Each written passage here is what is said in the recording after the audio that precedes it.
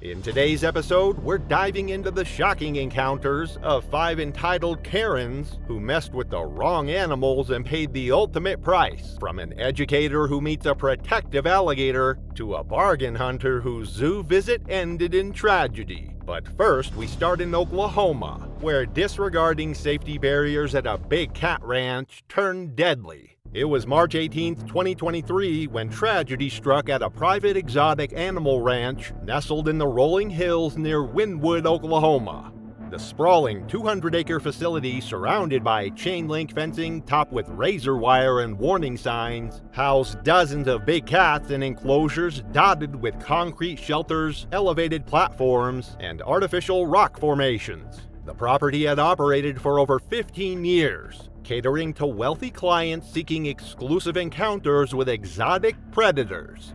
Lisa Hartman, a 41-year-old interior decorator from Scottsdale, Arizona, had convinced her reluctant husband to book this premium tour during their weekend getaway. Known for her demanding personality, pushy negotiation tactics, and tendency to disregard inconvenient rules, Leslie had specifically requested access to areas typically restricted to the public. She had researched the facility extensively, discovering that additional fees could unlock behind-the-scenes experiences. The ranch owner, initially hesitant, but swayed by the substantial premium fees Leslie offered, agreed to provide a specialized guided experience through restricted sections. The Bengal tiger, a magnificent 400-pound male named Khan, represented one of nature's most formidable predators. These apex hunters possess bite forces exceeding 1,000 pounds per square inch, easily capable of crushing human skulls and snapping bones. Their muscular hindquarters generate explosive power, enabling leaps of up to 30 feet, while razor-sharp retractable claws extend up to 4 inches in length, designed for gripping and tearing flesh. Despite being hand-raised from a 6-week-old cub and spending 7 years in captivity, Khan retained every lethal instinct programmed by millions of years of evolution. His amber eyes could detect movement from hundreds of yards away, while acute hearing picked up imperceptible sounds. As the exclusive tour progressed through various enclosures, Leslie grew increasingly impatient, with safety protocols, viewing distances, and constant reminders about maintaining barriers. When they approached Khan's habitat, the guide explained this enclosure remained completely off-limits due to recent behavioral changes the tiger had exhibited, including increased territorial aggression and unpredictable responses to human presence. Leslie dismissed these warnings with characteristic arrogance, claiming she had observed big cats at facilities nationwide and understood their behavioral patterns better than casual visitors. While the guide answered questions from other participants, Leslie noticed the service gate along Khan's enclosure left slightly ajar by maintenance staff. Without hesitation, she slipped through the opening and strode confidently toward the center of the habitat. Khan, resting in the shade beneath a concrete shelter 50 yards away, immediately detected the unauthorized intrusion. His massive frame rose slightly as amber eyes locked onto the trespasser with predatory focus.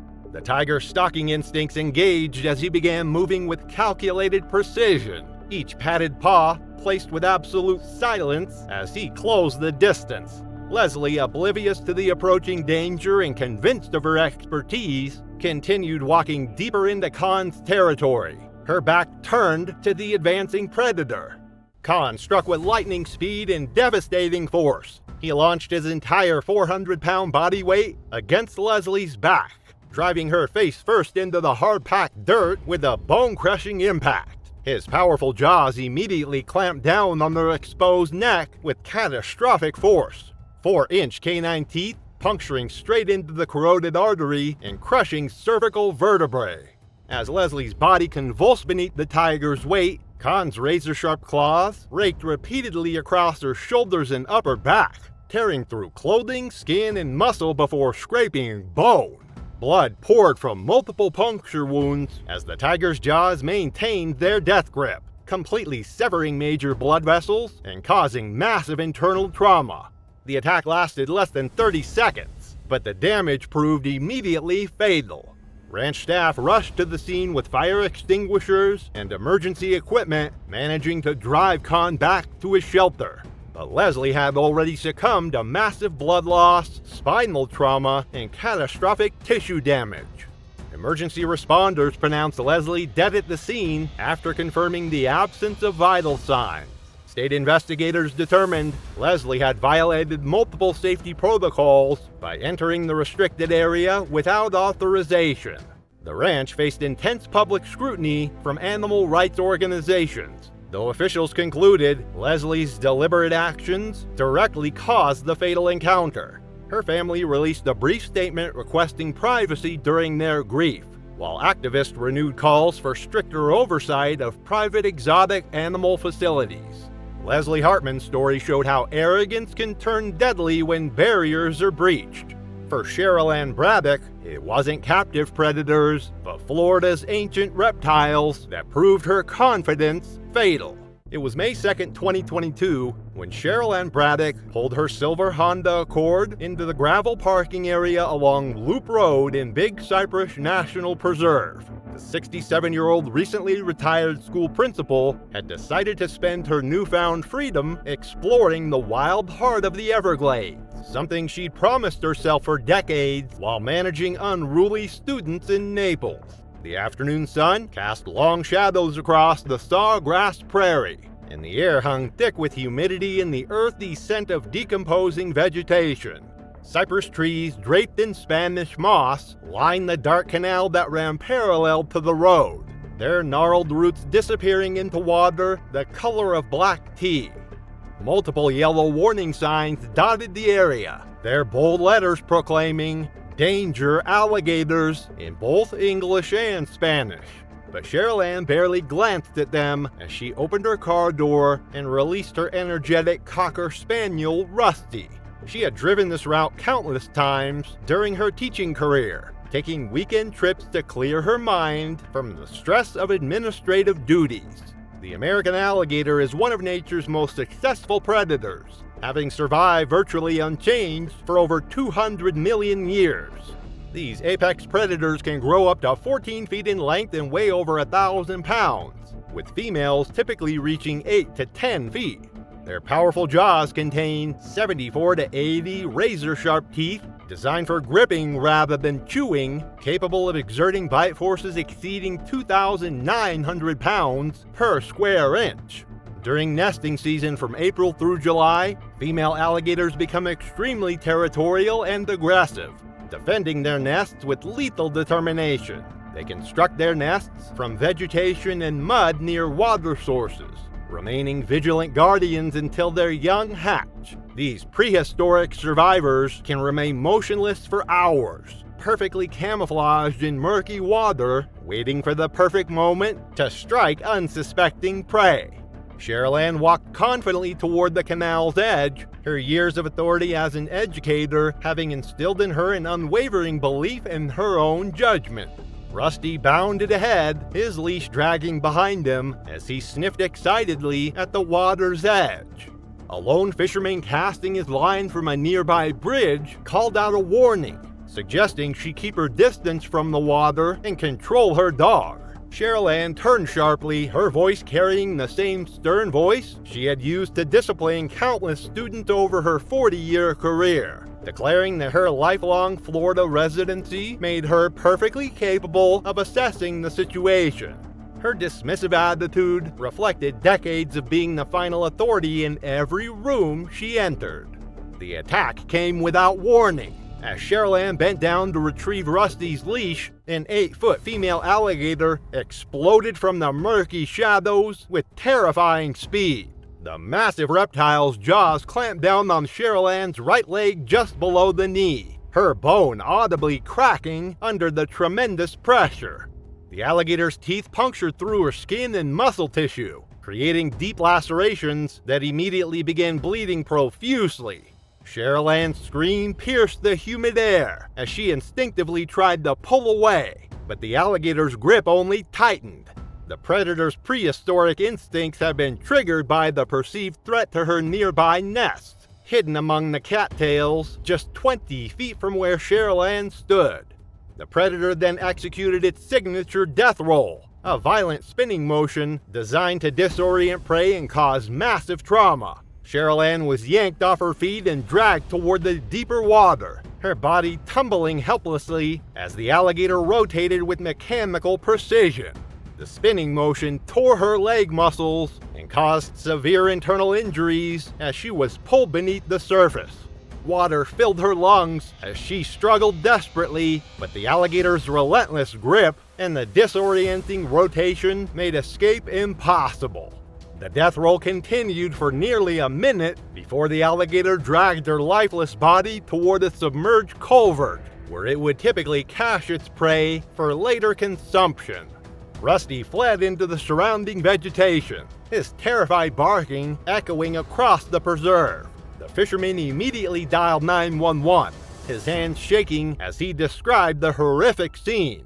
Search and rescue teams arrived within 30 minutes, but Cheryl Ann's body wasn't recovered until 4 hours later, found partially submerged near the concrete culvert where the alligator had deposited her. Wildlife officials confirmed that the attacking alligator was a nesting female defending her territory during the peak of the breeding season.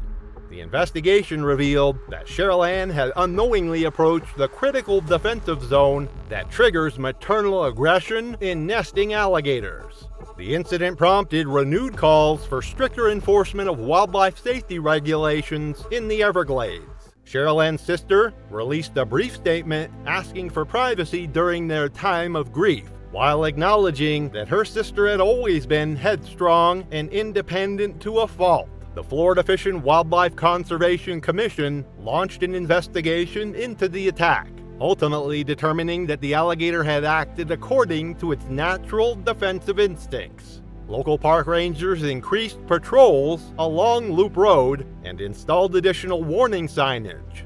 The tragic event served as a stark reminder that even lifelong Florida residents can underestimate the deadly power of the state's apex predators. Cheryl Ann Braddock's story showed how overconfidence can prove fatal against a protective mother alligator. For Martha Doyle, a curious detour through the Tennessee mountains would bring her face to face with another fierce maternal guardian. It was October 14, 2023, when Martha Doyle ventured into the remote backcountry of Great Smoky Mountains National Park in Gatlinburg, Tennessee. The 58-year-old elementary school librarian from Lexington, Kentucky, had recently retired after 32 years of service and sought solitude among the autumn-painted ridgelines. Dense hardwood forests stretched endlessly across the mountainous terrain, their canopy ablaze with crimson and gold leaves that filtered the afternoon sunlight into dappled patterns on the forest floor. Martha had deliberately chosen an unmarked path, relying on a weathered topographical map from the 1980s that promised a scenic shortcut through less-traveled wilderness. Her independent nature and curiosity about unexplored paths had always served her well in life, though park rangers consistently advised visitors to remain on designated trails during peak bear activity season. Black bears are North America's most widely distributed bear species, with the Great Smoky Mountains hosting one of the densest populations in the eastern United States. Adult females typically weigh between 125 and 180 pounds, while their powerful limbs can propel them at speeds exceeding 30 miles per hour. These omnivorous mammals possess exceptional climbing abilities and an acute sense of smell 50 times stronger than humans. During autumn months, bears enter hyperphagia, a feeding frenzy to accumulate fat reserves before winter hibernation. Mother bears with cubs become particularly aggressive during this period, as they must protect their offspring while securing adequate nutrition. Their maternal instincts trigger immediate defensive responses when humans approach within their perceived threat radius, typically around 50 yards. Martha had been hiking for 3 hours when she crested a narrow ridgeline approximately 2 miles from the nearest marked trail. Through a clearing between towering oak trees, she spotted a small black bear cub, roughly 6 months old, methodically foraging around a rotting tree stump. The cub appeared focused on extracting insects and grubs, seemingly unaware of her presence. Martha assumed the mother bear was elsewhere, perhaps hunting or resting in a distant den. She quietly retrieved a granola bar from her backpack and crouched behind the fallen log, hoping to observe the cub's behavior more closely. The sweet scent of her snack immediately caught the cub's attention, causing it to lift its head and emit a series of distressed vocalizations. Within seconds, a 160-pound female black bear crashed through the underbrush with explosive force. The sow had been foraging less than 30 yards away, hidden behind dense rhododendron thickets. Her ears flattened against her skull as she identified Martha as a threat to her offspring. The bear's charge covered the distance in under 4 seconds, her powerful hindquarters driving her forward with devastating momentum. Martha dropped her granola bar and scrambled toward a nearby tree, a mature hickory with low-hanging branches. Her hiking boots slipped on the leaf-covered slope as she desperately reached for the first branch, approximately 8 feet above ground level. The sow struck Martha's lower back with tremendous force, her 400-pound per square inch bite pressure crushing vertebrae and severing the spinal cord. Martha's body went limp as she collapsed face first into the forest floor. The bear's claws, each measuring over 2 inches in length, raked across Martha's torso, puncturing her lungs and causing massive internal hemorrhaging. The sow continued her assault for nearly 2 minutes, delivering multiple bites to Martha's neck and skull, fracturing her cervical vertebrae and causing fatal brain trauma. The attack ceased only when the mother bear determined the threat had been eliminated and returned to guide her cub away from the scene. Park rangers discovered Martha's remains 4 days later after her sister reported her overdue return. Her unused bear spray remained clipped to her belt, and her journal contained detailed observations about bear sightings throughout her hiking route. The Tennessee Wildlife Resources Agency conducted a brief investigation, concluding that Martha had violated multiple safety protocols by approaching wildlife and traveling alone in high-risk areas. Her family established a memorial scholarship for outdoor education programs emphasizing wildlife safety awareness. The incident prompted park officials to increase bear safety education programs and install additional warning signs along popular hiking routes. Martha's death marked the 3rd fatal bear attack in the Great Smoky Mountains in 15 years, reinforcing the critical importance of maintaining safe distances from wildlife and carrying proper deterrent equipment. Local hiking groups organize memorial walks in her honor, using the tragic event to educate fellow outdoor enthusiasts about the unpredictable nature of wild animals and the devastating consequences of underestimating their protective instincts. The tragic loss of Martha Doyle wouldn't be the final fatal wildlife encounter that year. Just 9 months earlier, Linda Mayfield faced her own deadly confrontation during an Independence Day tour in Yellowstone National Park. It was July 4th, 2022 when Linda Mayfield met her fate in the sprawling wilderness of Yellowstone National Park's Hayden Valley. The morning sun cast long shadows across the golden grasslands as her tour group's van pulled into the designated viewing area. Steam rose from nearby hot springs, creating an ethereal mist that danced across the valley floor. Linda, a 52-year-old corporate consultant from Chicago, had joined this summer tour seeking adventure beyond her usual boardroom environment. Her assertive personality and decades of commanding corporate meetings had shaped her into someone accustomed to getting her way, often dismissing safety rules as unnecessary bureaucracy. The tour guide positioned the group at the recommended 100-yard distance from a grazing herd of American bison. These massive creatures, weighing up to 2,000 pounds, are North America's largest land mammals and among Yellowstone's most dangerous wildlife. Despite their docile appearance while grazing, bison are unpredictable animals capable of running 35 miles per hour and possessing incredible strength in their muscular shoulders and sharp horns. Bulls become particularly aggressive during mating season and when protecting territory. Their poor eyesight makes them easily startled, and they view any approaching figure as a potential threat. Linda grew increasingly frustrated watching through binoculars while other tourists snapped distant photos. Muttering about wanting a real experience rather than staring from afar, she broke away from the group and began walking directly toward the herd. Her tour guide shouted warnings, but Linda ignored them completely, her corporate confidence overriding basic wilderness safety. She approached to within 20 feet of a massive bull bison, raising her phone to capture a selfie with the animal in the background. The bull's head snapped up from grazing, his dark eyes fixing on Linda's approaching figure. His massive frame tensed as he perceived the threat. Without warning, the 1,800-pound animal lowered its head and charged with explosive force. Linda turned to flee, but her leather-soled shoes found no grip on the morning wet grass. She slipped and fell face first as the bull closed the distance in seconds. The bison's curved horn pierced Linda's back between her shoulder blades, the sharp point penetrating deep into her chest cavity. The impact lifted her from the ground before the animal's massive head shook violently, tearing through vital organs. As she fell, the bull's front hooves trampled her ribcage, crushing bones with sickening cracks that echoed across the valley. The animal then retreated to rejoin the herd, leaving Linda motionless on the bloodied grass. Park rangers arrived within minutes of the frantic radio calls, but Linda's injuries proved fatal.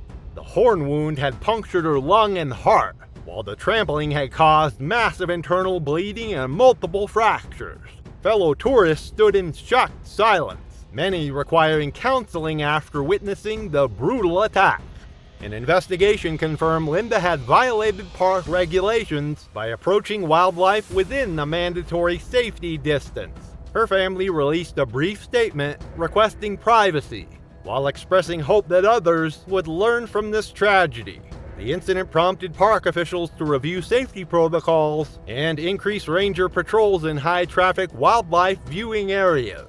The attack sparked widespread debate on social media about personal responsibility versus park safety measures. Wildlife experts use Linda's case as a teaching moment, emphasizing that bison injure more people in Yellowstone than any other animal, with most incidents occurring when visitors ignore established safety guidelines and approach too closely for photographs. The tour company also implemented stricter supervision policies following the incident.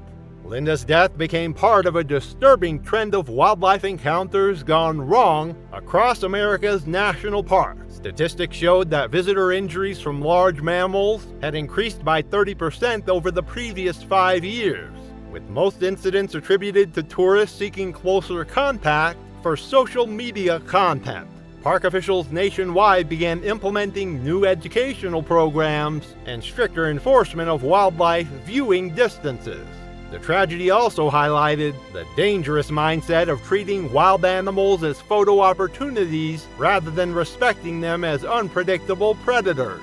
Linda's corporate background, which had served her well in boardrooms, proved utterly inadequate when facing the raw power of nature's most formidable creatures in their natural habitat.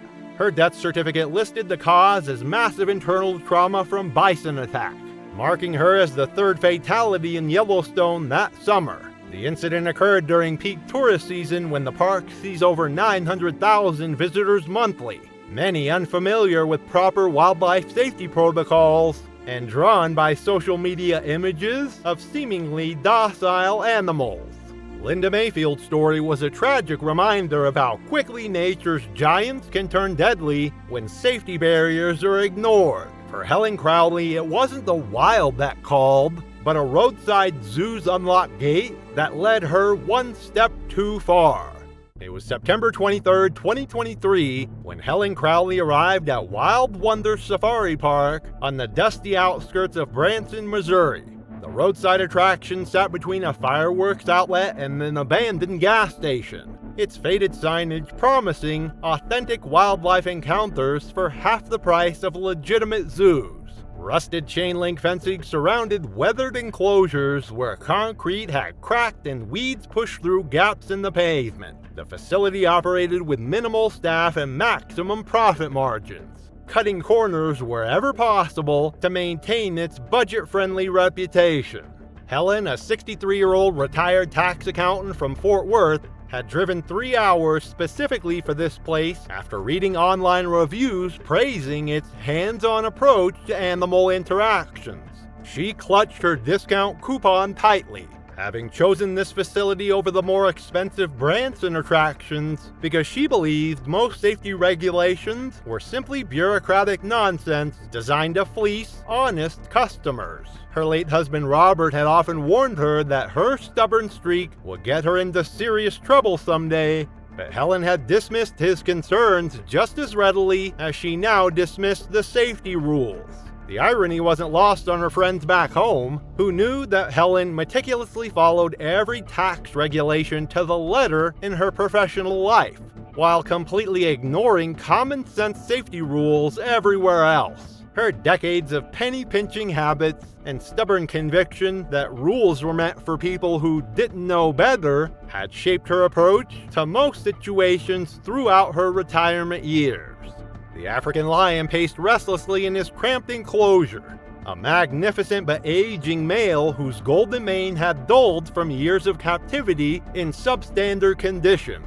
These apex predators, weighing up to 420 pounds, possess a crushing jaw strength of 650 pounds per square inch and can accelerate to 50 miles per hour in short bursts. Their territorial instincts remain razor-sharp even in captivity, triggered by sudden movements or perceived threats to their domain. Lions in confined spaces often develop heightened aggression due to stress and lack of adequate stimulation, making them particularly dangerous to untrained individuals. Helen approached the lion exhibit, expecting the premium experience advertised online, but found only standard viewing through reinforced bars with peeling paint and rust stains. Growing increasingly agitated, she cornered the lone attendant, a college student more focused on his phone than visitor safety protocols. She demanded access to the real lion experience she had paid for, insisting that proper animal handling was simply about projecting confidence and that she'd successfully managed large dogs throughout her life. When the attendant stepped away to refill the water pan, he carelessly left the service gate unlatched while distracted by the text message from his girlfriend. Helen noticed the gap immediately and slipped through the unlocked gate into the lion's territory without hesitation. She moved slowly toward the massive predator, convinced her calm demeanor would demonstrate dominance over what she dismissed as an oversized house cat that simply had been pampered by inexperienced handlers. The lion's ears flattened against his skull as this unfamiliar human invaded his space, his amber eyes tracking her every movement with predatory focus. Helen continued her approach, whispering reassurances about her experience with large dogs, completely misreading the animal's warning signals as mere curiosity rather than mounting aggression. The lion's muscles tensed as his territorial instincts engaged, a low rumble building in his chest that Helen mistook for purring. His tail began twitching rapidly, another clear danger sign that went unrecognized. Without warning, he exploded forward with devastating speed, covering the 15-foot distance in less than 2 seconds. His massive paw struck Helen's chest with bone-crushing force, sending her sprawling backward onto the concrete with multiple rib fractures. His jaws clamped down on her throat with hydraulic pressure, severing her carotid artery instantly while his claws raked across her torso, puncturing vital organs and causing massive internal bleeding. The attack lasted mere moments before staff members arrived with tranquilizer equipment, but Helen had already succumbed to massive blood loss and catastrophic trauma to her neck and chest cavity. The Missouri Department of Agriculture launched an immediate investigation into Wild Wonder Safari Park, citing multiple safety violations and inadequate staffing protocols that had created the conditions for this preventable tragedy. The facility faced permanent closure, while Helen's family pursued legal action against the owners for gross negligence and wrongful death. Animal rights groups called for stricter oversight of private wildlife facilities and mandatory safety training for all staff members.